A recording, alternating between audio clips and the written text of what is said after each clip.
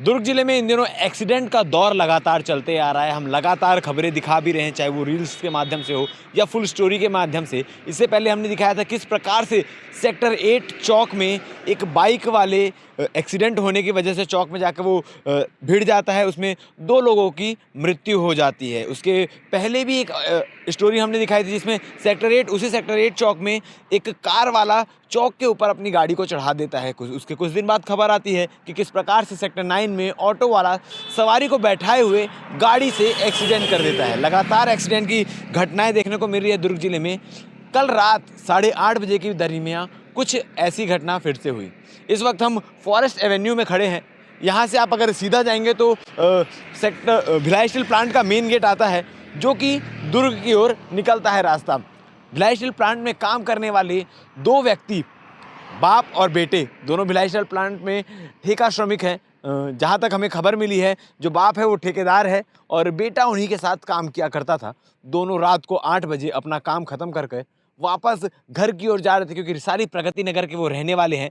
अपने घर की ओर जाते वक्त जो पिता होते हैं वो अलग गाड़ी में होते हैं, जो बेटा होता है वो अलग गाड़ी में होता है।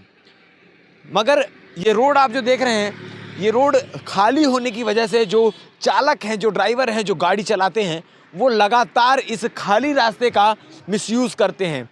लगातार इस रास्ते में रश ड्राइविंग की खबर आती रहती है। लोग अंधाधुंध स्पीड से गाड़ियां चलाते हैं और जिससे उनकी गाड़ियों पर नियंत्रण भी नहीं रहता है।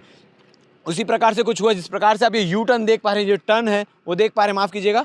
बेटा जो है वो तेज़ रफ्तार अपनी स्पोर्ट्स बाइक को भगाते हुए आता है। लोगों से बात करने पर पता चलता है कि उसकी बाइक की रफ्तार लगभग 180 के आसपास थी। 180 की रफ्तार से वो आता है और गाड़ी जैसे ही मोड़ने का प्रयास करता है तो गाड़ी अनियंत्रित हो जाती है और आकर सीधा इस पेड़ में टकरा जाती है। मैं आपको दिखाना चाहूँगा कि किस प्रकार से, क्योंकि अगर वो हल्का भी नियंत्रण में होता, थोड़ा सा भी नियंत्रण में होता, तो पेड़ के इस हिस्से में टकराता। मगर वो गाड़ी इतनी अनियंत्रित हो चुकी थी कि वो सीधा आके अंदर वाले भाग में टकराता है। और जिस प्रकार से पेड़ की छाल निकली हुई है, आप देख सकते हैं कितनी तेज़ रफ्तार से वो युवक आया होगा और आने के बाद किस प्रकार से वो टकराया होगा।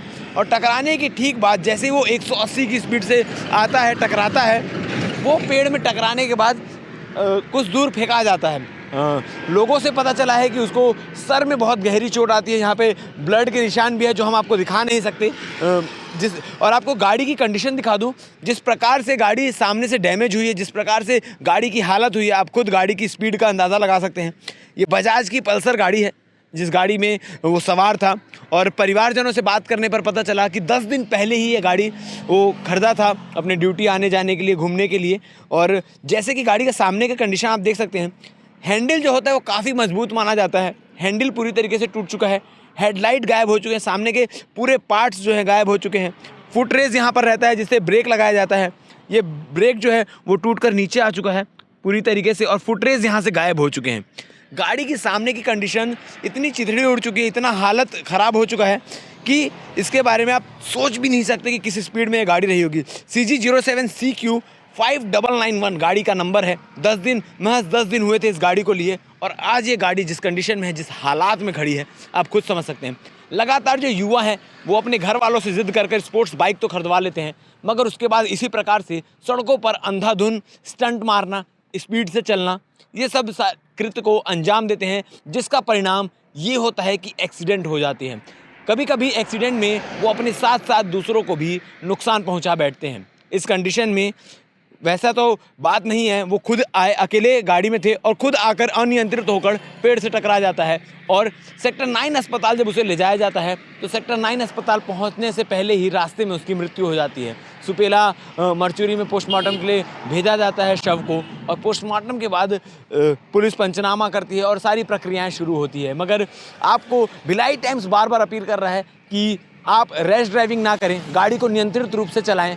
दुर्ग पुलिस भी ये आह्वान करती है कि गाड़ी को नियंत्रित रूप से चलाएं। और एक और ख़ास बात है जो भिलाई टाइम्स बार बार आपसे अपील करता है कि गाड़ी जब भी चलाएं, 2 व्हीलर जब भी चलाएं तो हेलमेट का प्रयोग ज़रूर करें। और अगर आप 4 व्हीलर ड्राइविंग करते हैं तो सीट बेल्ट ज़रूर लगा के रखें।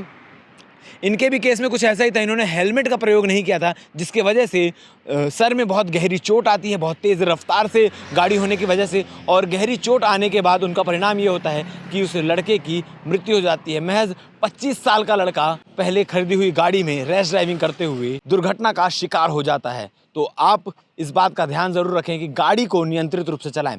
धन्यवाद। इसमें एक युवक है जिसका नाम है रजनीश मिश्रा। तो ये भिलाई स्टील प्लांट में प्राइवेट ठेकेदार के अंडर में काम करता था। ये शाम को लगभग 7:30 बजे के आसपास प्लांट से निकलकर और जा रहा था, तो उसी दौरान जवाहर उद्यान के पास तेज़ गति से गाड़ी चला रहा था मोटरसाइकिल, तो पेड़ से टकराकर और घायल हो गया था, जिसको हॉस्पिटल ले गए थे, तो वहाँ इसको मृत घोषित कर दिया।